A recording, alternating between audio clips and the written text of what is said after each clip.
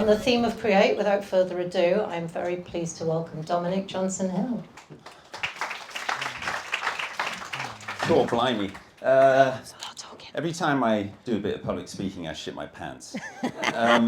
And in front of such an incredible crowd, it's even tougher today. I got a lot of slides. I'm going to get through it as quickly as possible. Today, I'm going to talk about my journey as a creative, as an artist, and the sort of chaos of the life that I live in. I'm trying to approach this in a very honest, vulnerable fashion in terms of how I have ended up finding success in creativity, not through plans and not through structure, but actually just through total chaos and celebrating sort of who I am. And I always start with this slide. This is a generated version of my school report that my mum got when I was, I think, around 12. And I had this real arsehole of a teacher who decided to write to my mum and say why I was shit.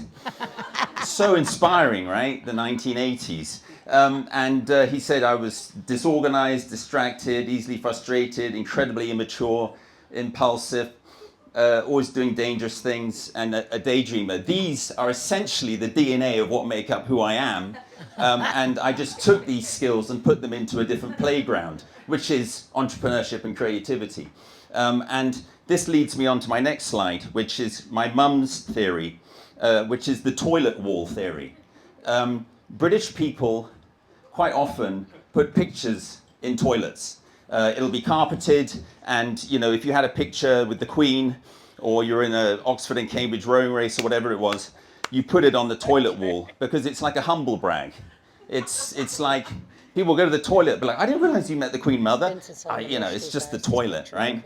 And that really formed my marketing prowess in terms of how I approach marketing, which is show off, but not like an arsehole. It's the toilet wall. I love the toilet wall. So my mum took my school report and she put it on the toilet wall, which at first I was a bit embarrassed about, but it was basically my mum's way of saying, screw you. Not me, but the teacher. This is my son. This is what makes up who he is. And let's celebrate it. Let's put it on the toilet wall. So that was a really important moment for me as a kid, because people laughed at it, but also people were just like, that's who you are, Dominic. Who gives a shit, right? And so it was a real kind of pang moment in my life. So I failed at school terribly. Or actually, I failed very well, I'd like to say. And I left home at 17. I hitchhiked across Africa, got jobs. I fell in love with a beautiful girl and went to South America with her. That's me in Bolivia. And then I went to India, and I smoked pot every day for a year and a half and took hallucinogenics. And the reason I say that is your brand, everyone in this room is a brand. Everybody in this room is a brand. And I love brand.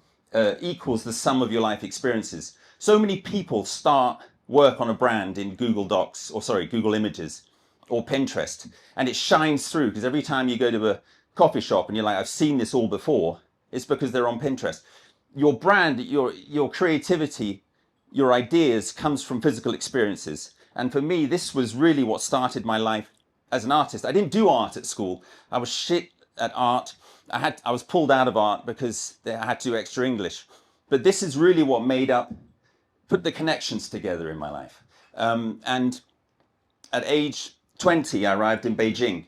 I ran out of money, so I had to stay. And I found a job. That was 1993. I ended up staying for around 25 years. And I'll take you straight to my first go into the creative world, which was in 2005. I was living on a hutong in called Nanluguxiang in Beijing.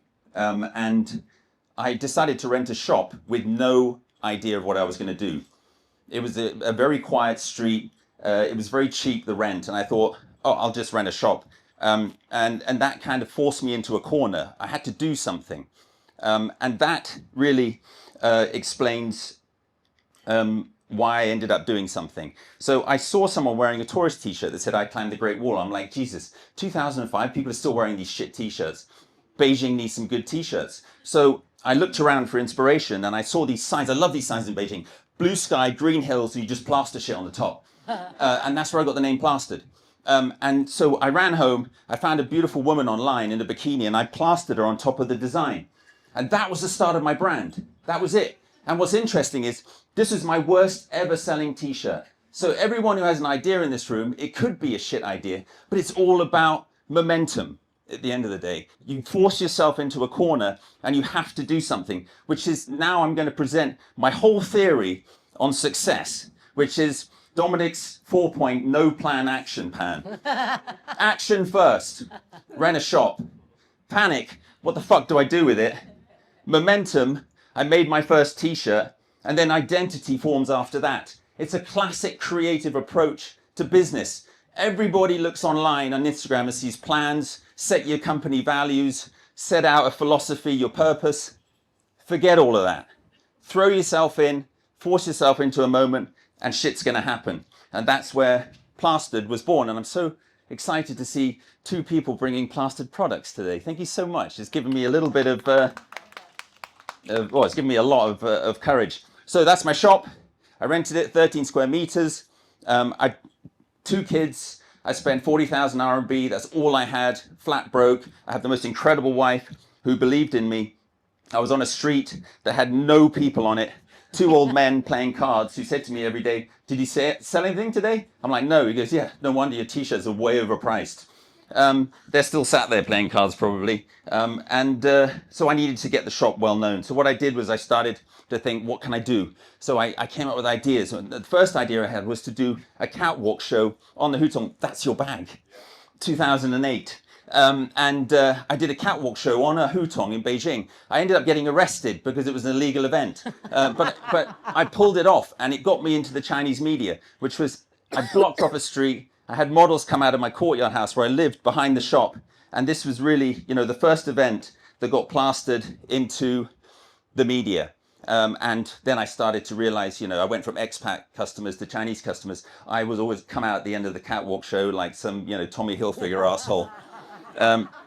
Because I love recognition. It's a really big driving force for me in life, recognition, as shallow as that sounds. That street is now the busiest retail street in Beijing. It gets up to 100,000 people a day. Crazy, right? And I was the first shop on the street. That's a very China story, right? It's a very extreme story, but that's what happened. So the shop had momentum, and I was forced into a corner. I needed to create. I became a conceptual artist out of necessity. I can't draw, I can't paint, I can't even use design software, but there's so much talent out there. So I started to look for talent, people who could do stuff, people who had their own aesthetic. And then I came up with ideas because I had ideas. And I started to design t-shirts and full print and rude school books that said "Cao," which means fuck, and cult magazines, like Viral Times. If I had an idea, I would execute it. That's my life's dream, is to bring ideas to life. And then artwork, loads of artwork. And this artwork became very much the kind of launch of Guoqiao in China. But this was a Japanese artist. I've never met him. He lives in a small village in Japan. I met him online, and he created all this incredible artwork for me, which I still license today in Beijing. In fact, I make a lot of money from litigation from this because so many Chinese brands use it. So I'm like a landlord now. Other products, hats, bags, denim jackets. Then we started selling art prints. It was this incredible momentum I had that people believed in my ideas. The brand got strength, and magic just happened. And it was the most incredible 17 years of my life. And it only happened really because I cornered myself. The shops were experiences. I'd have, this is the llama, which I've already sworn, so I can swear again, can't I? The llama in Chinese is a way of saying "Tao ni ma," which means "fuck your mother," which is very rude. But I put that, and it says "motherfucker" on the side, and we would do these incredible sculptures in the shop windows to inspire people. The shops were experiences. I like physical stores. I'm totally crap at online. I like to bring people in and give them like a Willy Wonka experience. And stained glass windows of Deng Xiaoping and Chinese leaders. It was total chaos in there. If I had an idea, I brought it to life. And sculptures that moved. This is a moving sculpture. Its head would turn, and its "screw you" sign would go up and down like that, and behind his back it's holding a knife. I built that in a factory in Hebei that make Mao Zedong statues, and I put it in the window, and its head would turn. That increased my foot traffic into the store by 20%. Think about that. My average spend is 500 RMB. I convert on 5% of my traffic. the numbers kind of speak for themselves. Everyone that worked in the plastered shop was a retired old lady. Why? They were from Beijing. They were local matriarchs. And if the police turned up or some stupid government, organization looking for trouble, they would deal with it on their own. Incredible ladies. And we had the best retention. Kang Ai was with me for 17 years. Zhang Jie was with me for 10 years. They never left, unless they died. Here's some of the stained glass windows. It was t-shirts, but why not more? So if I had an idea, let's just do it. So in China, it's a playground. You can make anything. So there's stained glass manufacturers. I made stained glass windows of Mao and Deng and held exhibitions. In those days, you could get away with it. And then other brands approached us. Oh, we love your artwork. Can you do it for this is the Opposite House in Beijing. I did this huge mural for them, which combined synchronized swimming and Chinese revolutionary ballet. Don't worry, it doesn't make sense to you. It didn't make sense to me at the time either, but it came out beautifully. Then old Chinese flashcards, and I put everybody on their telephones and encouraged people in this restaurant to get off their phones and make conversations. That became a massive revenue source for us. We started an agency to create artwork for other brands. We ended up doing Lululemon, we ended up doing Shake Shack, Grateful Dead, and it just went on from there because people liked our aesthetic. Then randomly from there, I became a TV presenter because people interviewed me at the shop. I speak pretty good Chinese. I started presenting. I ended up as a judge on the Chinese Shark Tank for 6 years. And then I ended up presenting travel shows. So you can look it up online. One's called Seasons of China. I did 24 travel shows in 1 year. And I kind of leveraged my TV personality to promote the brand. So here's another great idea I had. In 2015, when Beijing was most polluted, I decided to sell canned Beijing Air. And it's made in Shenzhen. Made 2,000 cans, and it went totally viral. I ended up in, the Daily Mail on French talk shows, and it was totally nuts. All right, so I made a video where basically a guy goes around the world. I filmed it in a park where it's all miniatures in Beijing, so it looks like he's traveled around the world. Wherever he goes, he takes his Beijing Air. 我们北京人爱旅游，爱文化，也爱世界美食。但是最爱的是北京空气，沐浴了不同的历史，触摸了不同的文明。无论是古老的意大利，发达的美国，衰老的英国，还是复杂味道的印度，还有蓝蓝天下面的埃及，我都揣着一罐北京空气。北京空气，它来自北京，但是它属于我们全世界。All right, you get it. So this guy traveled around the world with his Beijing Air. I made 2,000 cans. I think I sold them in about a month, and I ended up in all this. So a lot of the products I created weren't necessarily directed or had any connection to t-shirts, which is my core product, but it's products that I would call diamonds that would make the rest of the shop shine. And also you get into media. I love marketing through products. This was such a success, and I went on to this next product, which is the world's first ever pollution globe. Instead of a snow globe, I found a factory that had grey dust. And you'd shake it, and you'd have a really bad day in Beijing, and then it would clear up. And then I put the CCTV tower in it, which is the head of the Chinese state media. This unfortunately got me in a lot of trouble. It was the first time I got in trouble in China. I had all my shops closed, and I had to sign a document saying I was a public nuisance. Or I broke social norms. I made a video, which is the bit that got me in trouble, which is about a Beijing family that lived in Canada. I guess it speaks for itself. You can have a look.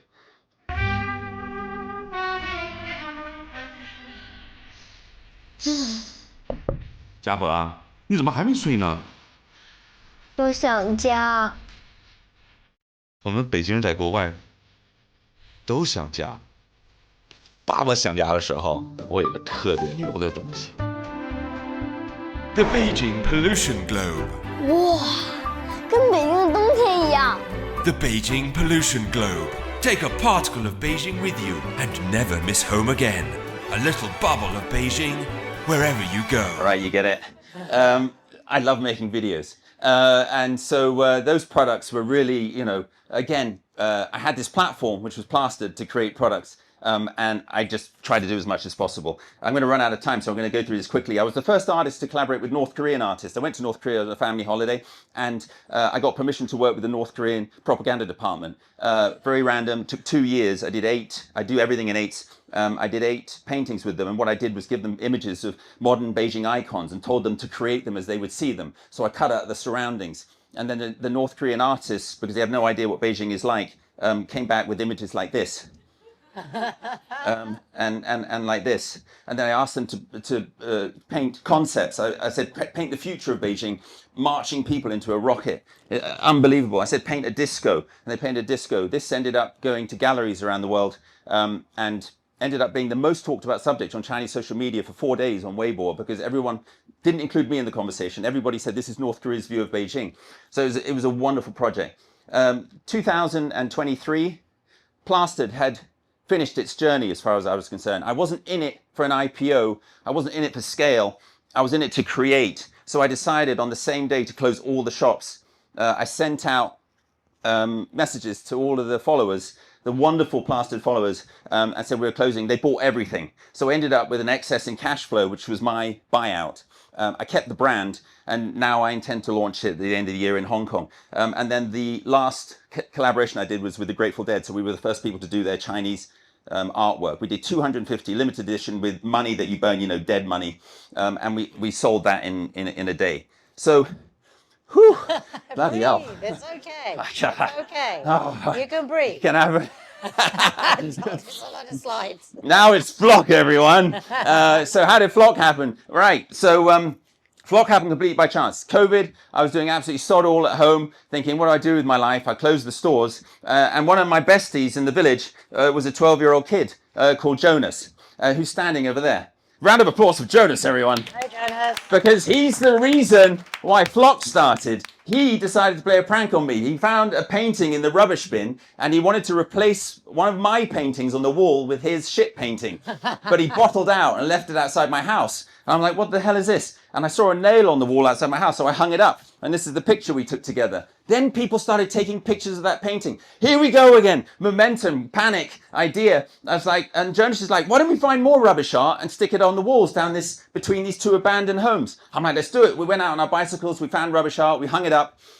It got destroyed by rain and nature, and then my ego took over. I'm like, you know what? I'm going to turn this into my own gallery. And so I started putting up my own artwork, my own sculptures that I had left over from Beijing, and I turned it into an outdoor gallery in Wangtong, Meiwo. Please, everybody, come and see it. It's absolutely beautiful. And it had a pigsty on the right, which is this, and then an abandoned house on the left. And the pigsty had windows, so I put my sculptures in the windows, and I created this kind of my first ever public art concept, which was so inspiring because people came to see it.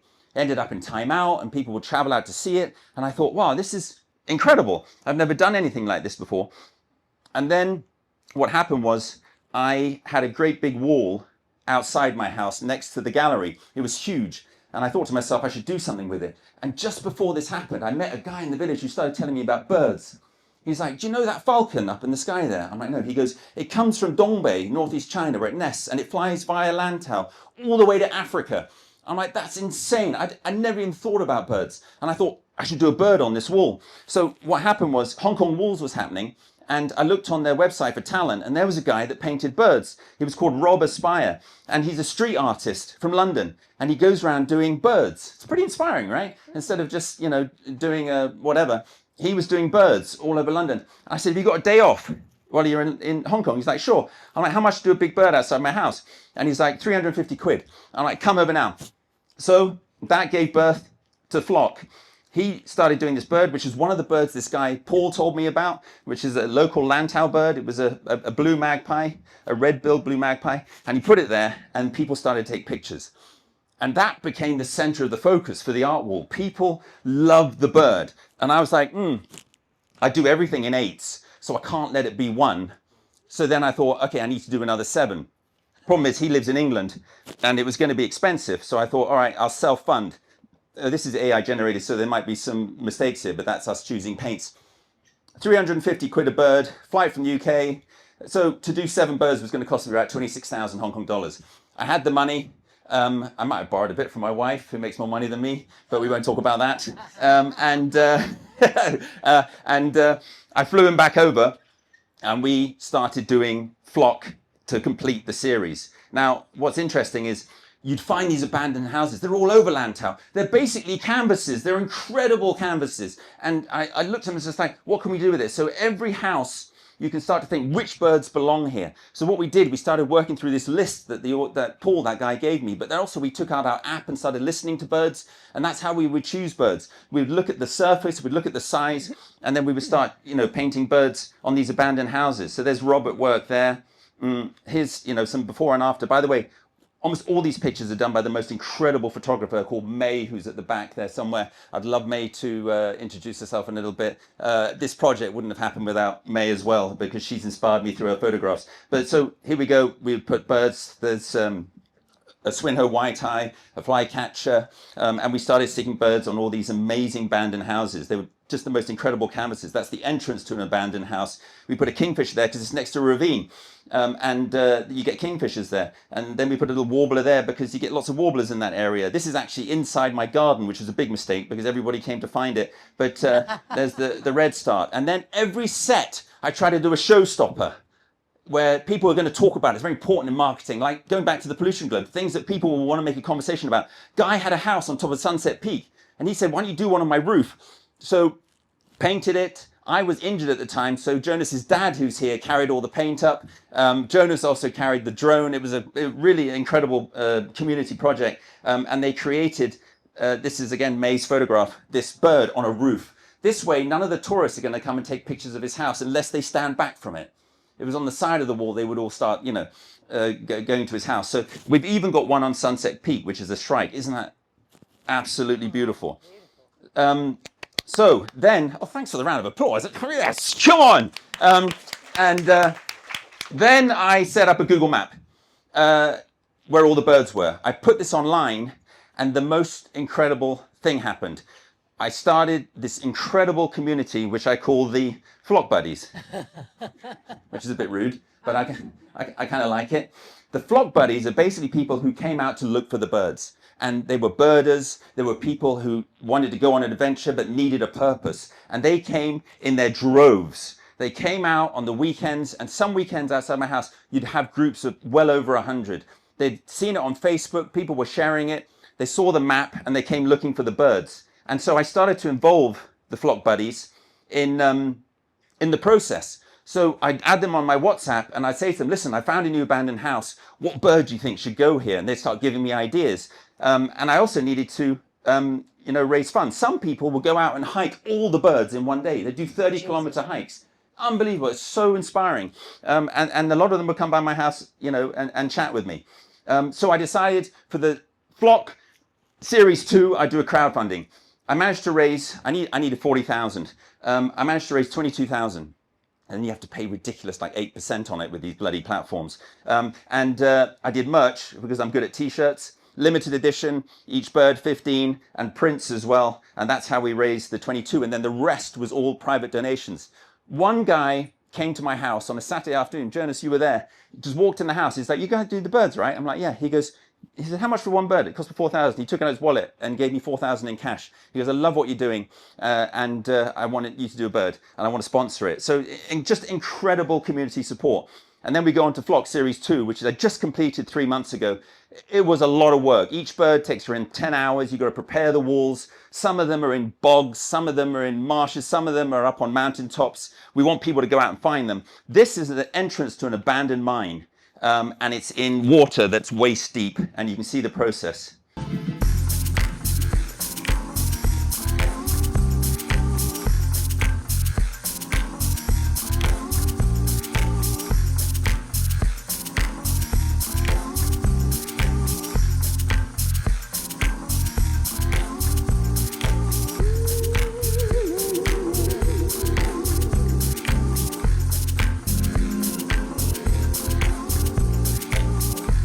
So there you can see the water hen. This was one that was recommended by the Flock Buddies. I want to do an egret there. They were like, egrets are not in swamps. You need a water hen, which was really, really cool. So we ended up doing the water hen. There you can see it. you guys have to go out and see these birds. They really are beautiful. This is close to the Silvermine waterfall. It's hidden, but if you get my map, you can find out where it is. You can climb on this wall, sit there, and get the most amazing Instagram photograph. This tree was actually growing in front of the wall, so it was a dead tree. I had to cut it down with a chainsaw. There's a lot of prep work involved. This is the sunbird. This was a small house. Actually, Jonas found this house, and it needed a small detailed bird, so we chose the sunbird. It's very colorful, and you can see a lot of prep, and I have to carry all these cans up these hills. You can kind of see from this video what goes on in the making a flockbird.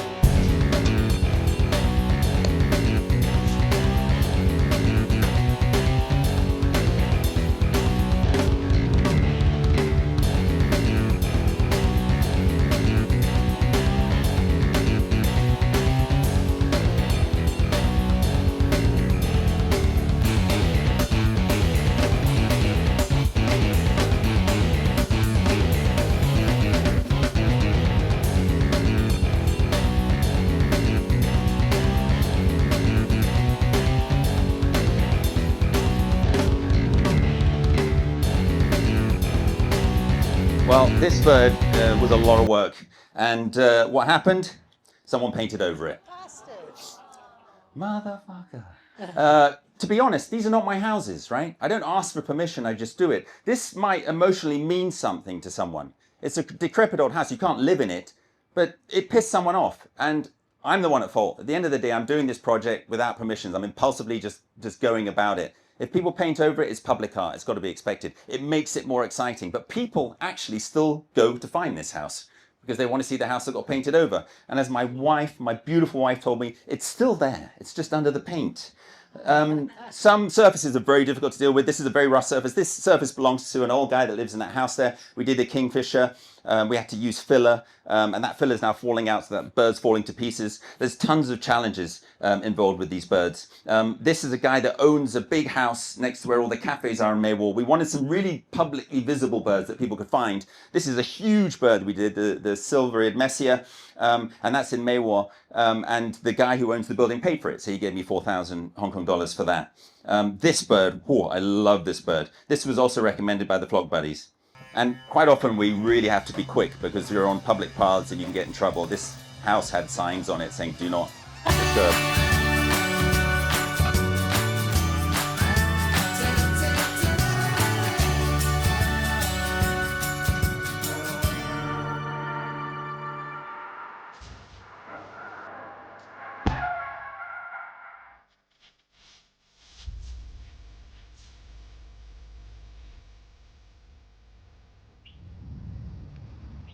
So that's the hoopoe, which is just Lantau, by the way, has 400 birds that pass through. It's on a flight path.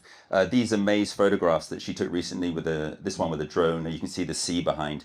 This bird is one of my favorites. We put little details on. We found a stone so we could complete the bird's, head feathers, and it's still there. It's so civilized, Hong Kong, and that's what the bird looks like now. Go see that. That's on the coastal path between Maywar and Puyo.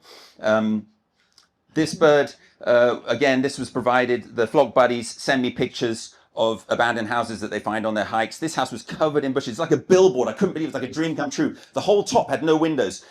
We had to get on ladders. It was a lot of work. And we decided to choose a bird that wasn't so bright. It's the Taylor bird, and it kind of fits in there nicely. So if you're hiking between Maywar and DB, you'll turn this corner. You might not even notice it. Well, you probably will, actually. And it's right there. That's... again, a stunning bird. There's me and Rob. You're wondering why Rob isn't showing his face. He's an active street artist, so he doesn't like to show his face because he doesn't want to get in trouble, which works perfectly for me because I'm a massive show-off.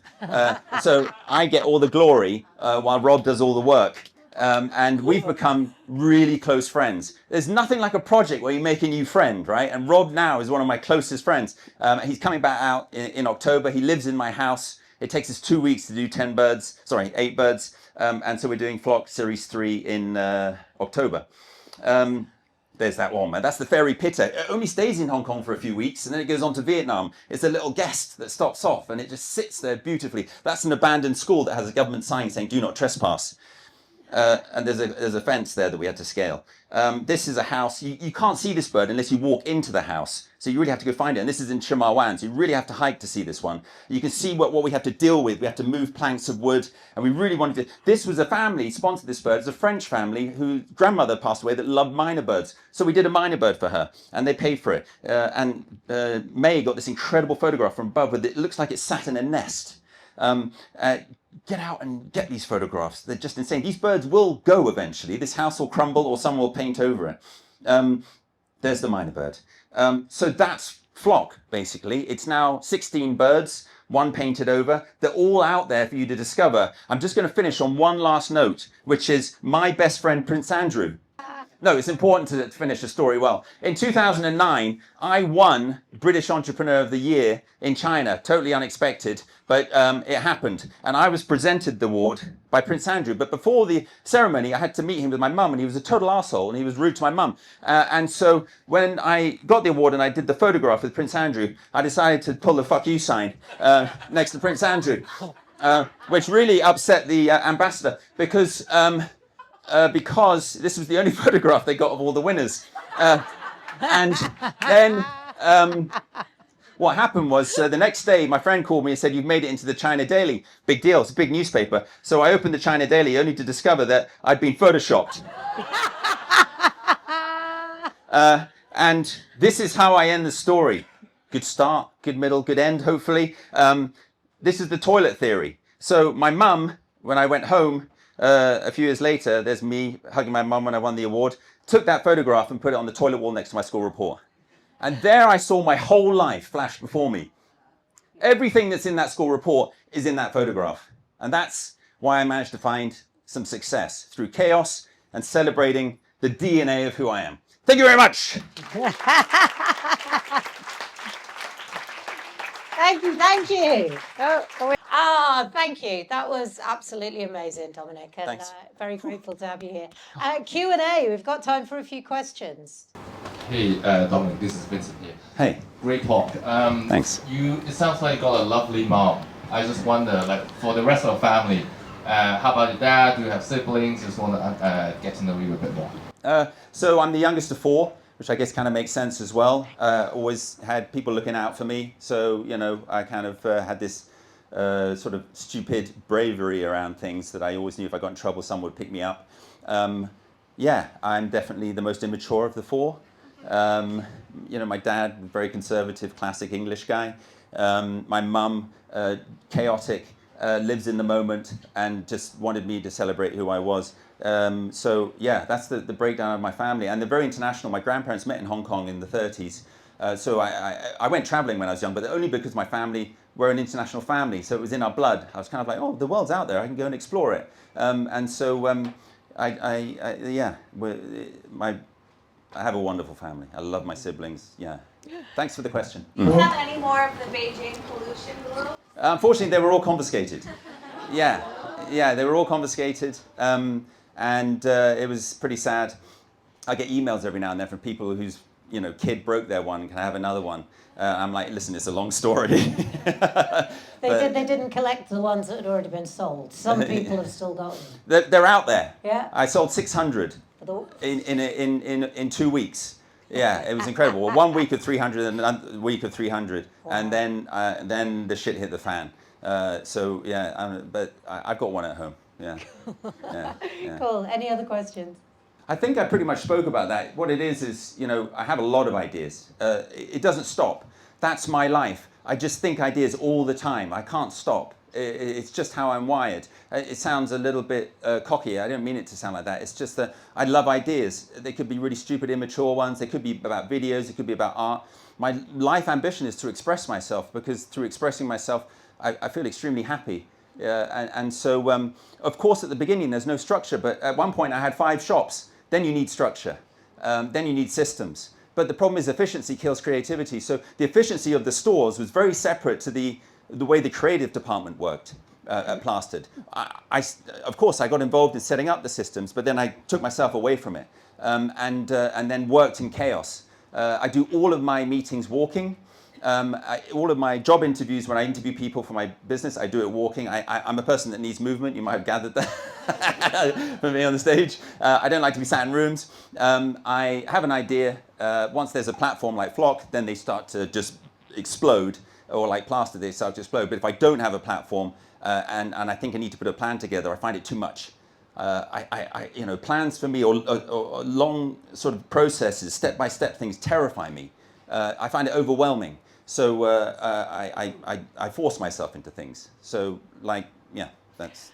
Sorry, I've got a question.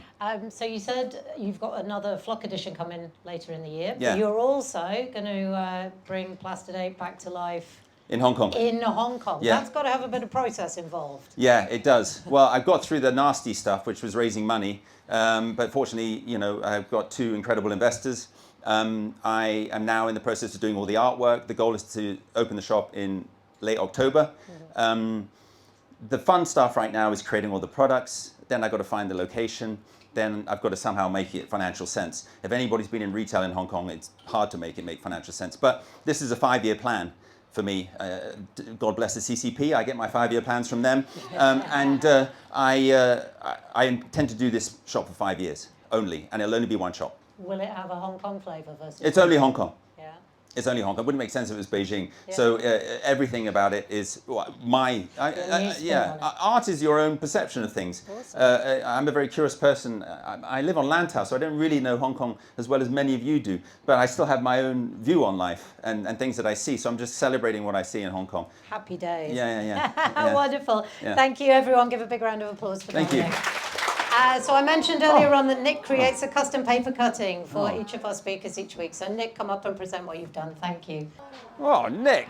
I was on ebird.com trying to figure out what other birds you were going to do for the next series.